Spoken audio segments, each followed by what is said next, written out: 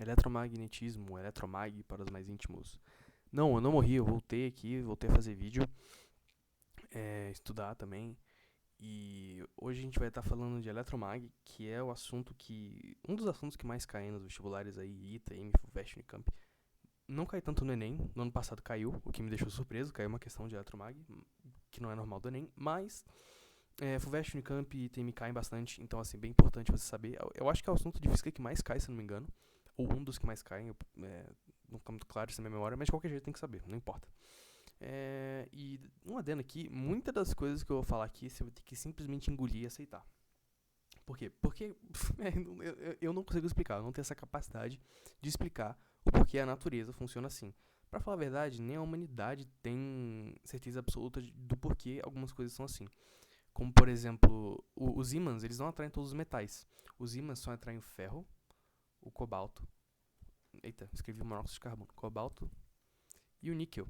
Só. O feconi, que são os elementos com NOx mais 2 e mais 3 na tabela periódica. Por quê? Não sei. E o único metal que é um ímã natural é a magnetita. Tem uma teoria que diz que é porque os elétrons eles estão com os spins na mesma direção, apontando pro mesmo sentido. Gente, aceita. Pro vestibular, só aceita. Quando você estiver na faculdade aí, fazendo pesquisa aí, você tenta fuçar um pouco mais nisso. Mas, quando Deus te desenhou, ele tava namorando e é assim que é. Entendeu? A natureza funciona assim porque a gente ainda não sabe. Ainda. Mas talvez um dia a gente vai saber. Então, muita coisa que eu falo aqui você vai ter que aceitar, tá? Só pra avisar que talvez pareça que eu não tô explicando tudo, é porque realmente, né, é complicado, é complexo.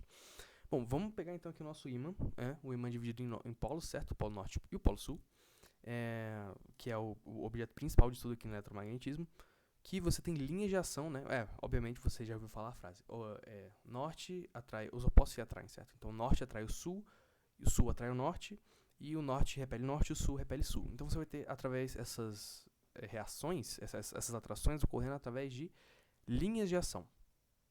Que elas saem do norte e entram no sul. Sempre, sempre, sempre, sempre. Tem certeza? Tenho. Sai do norte e entra no sul. De novo, só para decorar, sai do norte e, e entra no sul. Então eu vou desenhar a setinha aqui, saindo do norte e entrando aonde? No sul. Bacana. Então se eu pegar outro imã aqui, com o polo sul aqui e o polo norte aqui, o que vai acontecer? Vai acontecer uma atração, porque os opostos se atraem. Se eu colocasse o ímã invertido, ia acontecer e eles iam se repelir com a mesma força. Bom, bacana. E o que isso tem de... uma coisinha que eu tenho que falar antes, que você já deve ter pensado nisso, todo mundo já pensou nisso na vida. Se eu quebrar o ímã, você não vai ter monopolo magnético, você vai ter dois ímãs menores, um norte... Como é que isso aqui virou... Enfim. Dois ímãs aqui, um menorzinho, um norte e um sul. Um norte e um sul. Não existe monopólio magnético. Tem gente que diz, né, no mundo acadêmico que existe, em situações específicas, mas pro vestibular não existe. Essa matéria é um pouco interessante, porque tem muita coisa sendo descoberta sobre ela, sendo discutida, muito debate, eu acho isso bem legal. Tá, bacana, o que a gente vai falar agora? A gente vai falar de como cargas elétricas interagem com campos magnéticos. O que é um campo magnético? Isso aqui, as linhas de ação, B, dado por B, tá? Isso aqui, campo magnético. B, que é dado no SI em T de Tesla. Tá ligado a empresa da Elon Musk, a Tesla? Então, o SI do campo magnético é Tesla. Bom, agora a gente vai ver as interações de cargas positivas e negativas com o campo magnético. Eu vou desenhar aqui um campo magnético com linhas de ação igual ao do ímã, só que desse aqui ele é uniforme e retinho, bonitinho. Certo? E acontecem coisas interessantes quando você joga uma carga elétrica aqui e você põe ela pra se mexer. Tipo o quê? Desculpa. Por quê? De novo, vai ter que engolir, porque eu não sei. Eu não sei porque, faço ideia. A natureza funciona assim. É a mesma coisa que você perguntar, por que a gravidade puxa pra baixo? Você até falou, né, que as partículas de graviton são ondas que... Mas enfim, só aceita.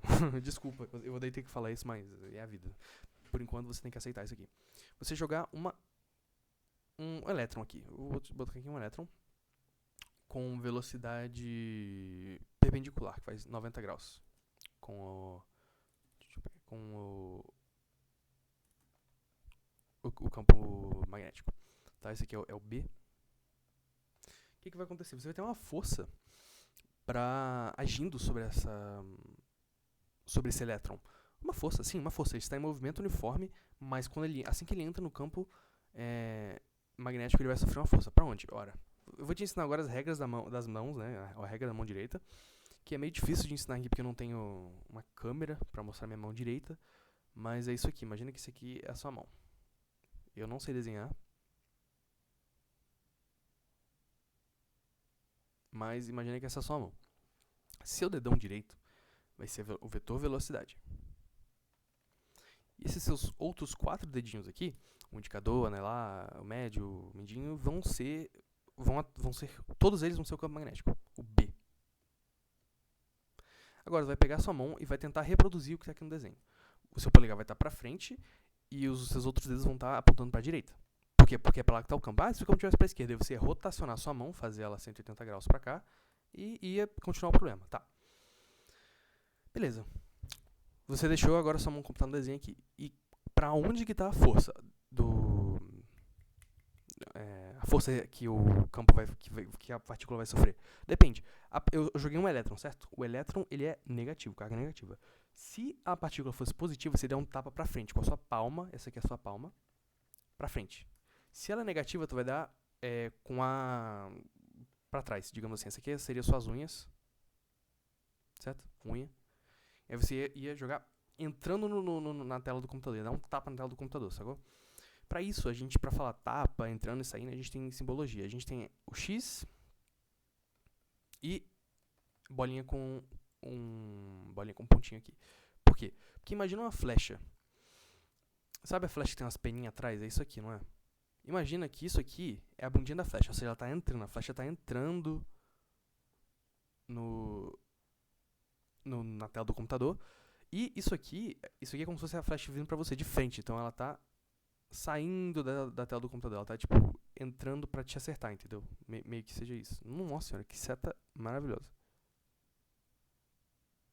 Ai, droga, seria mais ou menos isso aqui. Eu não sei desenhar, mas deu pra entender. Então, no caso aqui, é um elétron, certo? Então você daria um tapa pra trás. Então ela tá vindo na sua direção. Então seria mais ou menos. Então seria isso aqui, exatamente isso aqui. Ela tá. A força tá entrando na sua cara, tá na tua fuça, entendeu? Beleza? Então, você teria uma força. Uma força F pra cá. Tá, e como a gente calcula essa força? Aí vai entrar as formulinhas, né? Obviamente. F é igual a Q, que multiplica o produto vetorial entre B e a velocidade, vezes o seno do ângulo. Fechou. Isso aqui, ó, eu botei um xizinho aqui e uma bolinha aqui, um xizinho ali, porque é diferente. Um é produto vetorial. Isso aqui que você acabou de fazer é produto vetorial. Isso é coisa da matemática, não é da física. É uma ferramenta que a física pegou da matemática para fazer multiplicações geométricas. Não são multiplicações algébricas. E a ordem disso aqui importa, tá? Então você vai ter que fazer primeiro isso aqui, normalmente depois isso aqui. Beleza. Olha, eu peguei aqui no caso quando tá 90 graus. Qual é o seno de 90? Seno de 91. Tá? Então ficou tranquilo de calcular aqui. Agora vamos analisar esse movimento. Você tem a partícula aqui, esse movimento do exemplo ali, que está indo para cima, o V para cima, e tem uma força puxando para cá, para dentro do quadro. Do quadro não, da tela do computador. Aqui os professores falam quadro, né, que eles vão no quadro e acabam pegando. O que isso aqui vai gerar? Cara, isso aqui vai gerar um movimento circular uniforme. Um MCU. Bacana. No caso de 90 graus, tá? Se o ângulo for diferente de 90, o movimento vai ser diferente. Vai ser chamado de MHU, que é movimento helicoidal uniforme, que eu já vou entrar nisso aí. Vai dar tempo? Vai, 8 minutos dá tempo. MCU isso aqui, movimento circular uniforme. Em qual a força centrípeta, FCP, vai ser igual a Fmag, que é a força magnética. Vamos calcular aqui, porque calculamos.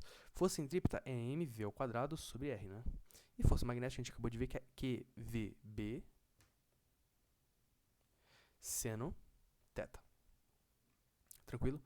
Dá pra cortar velocidade com velocidade, né? Agora ele vai fazer o quê? A gente vai fazer aqui M. A gente vai isolar o R, né? Então vai ficar R é igual a MV sobre QB seno θ. Beleza.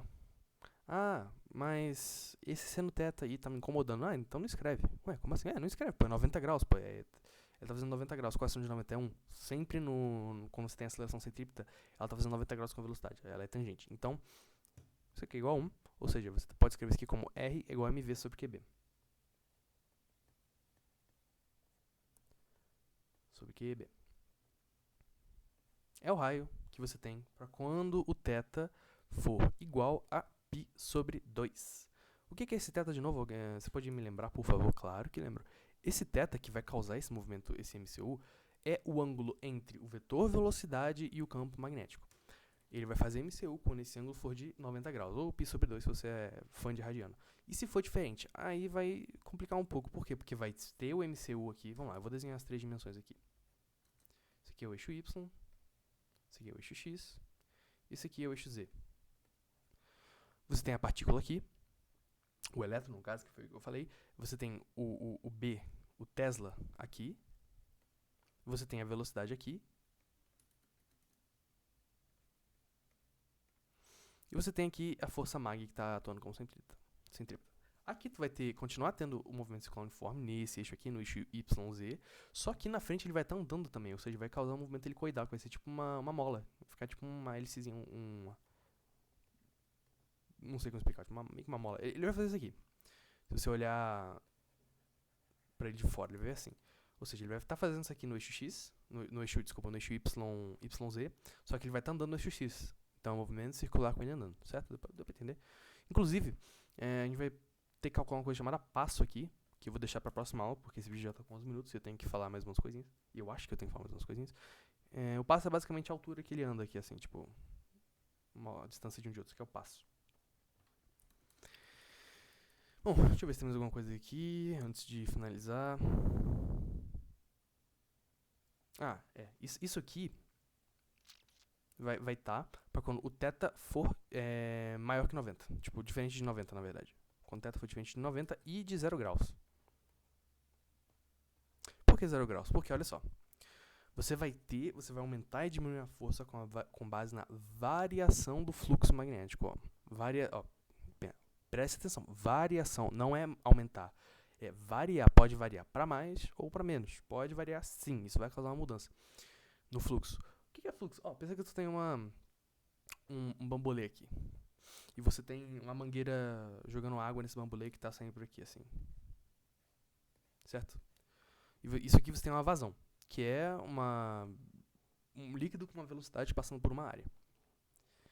Se você inclina um pouco esse bambolê e deixar a água passando na mesma direção, você vai diminuir a vazão, certo? É bem intuitivo pensar desse jeito.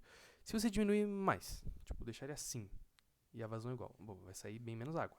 E se você deixar ele completamente reto, aí não vai vazar nada d'água, porque ele tá paralelo aos jatos de água. É a mesma coisa que vai acontecer aqui.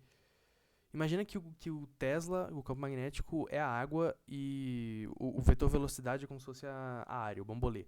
Se ele estiver assim, não vai acontecer nada. Ou seja, se eu jogar um elétron, arremessar um elétron pra cá, paralelo ao Tesla, ao campo elétrico, desculpa, o campo magnético, não vai ter força nenhuma. E ele vai continuar andando reto. Ou seja, porque sendo de zero, é zero. Então, força vai ser igual a zero para seno de zero. Tranquilo. Acho que era isso que eu tinha que falar um pouco aqui sobre eletromag. Uma aula que não precisou fazer muita conta, né? Mas umas coisas teóricas meio zoadas. Vocês devem estar falando. Ele esqueceu de falar do norte magnético, sul magnético da Terra. Isso aí não cai no ITA. Não cai. Pode cair nos vestibulares da FUVEST Unicamp, então já fica atento aí. Eu vou tentar explicar em, 30 segundos. A bússola sempre aponta pro norte magnético, que é o sul geográfico. Tranquilo? Perdão, porque é a bússola aponta pro norte magnético. Meu Deus do céu. A bússola aponta pro norte geográfico, que é o sul magnético. Confundi, bacana, é isso. Então, você tem aqui o norte. Esse aqui é o Polo Norte, certo? Esse aqui é o Brasil, mais ou menos. Perto da linha do Equador. Isso aqui é o norte geográfico. Quando, na verdade, isso aqui é o sul magnético. Porque a Terra é um grande ímã. Se você não sabia, a Terra é um ímã que tem a linha de ação saindo do norte e entrando no sul. Pergunta, ele sai do norte, as linhas de ação saindo do norte geográfico ou do norte magnético? Do norte magnético. Onde é que está o norte magnético? Está aqui embaixo. Então, esse aqui é o norte magnético. Esse aqui é o norte geográfico. Esse aqui, então, é o sul magnético. e o sul geográfico. Por quê? Faz sentido, faz todo sentido. Por quê? Porque, pô, se o polo norte do ímã tá apontando pra cá, quer dizer que aqui é o polo sul, né? Magnético. No caso, o pessoal da geografia decidiu mudar, não sei porquê, não faço ideia, porque podia ser tão simples, né? Mas decidiram mudar. E ficou desse jeito. Basicamente é isso, o vídeo ficou um pouco longo e ainda tem bastante coisa pra falar, porque esse é um assunto extenso que cai muito, então vale a pena você tomar cuidado com isso, né? Então, até mais.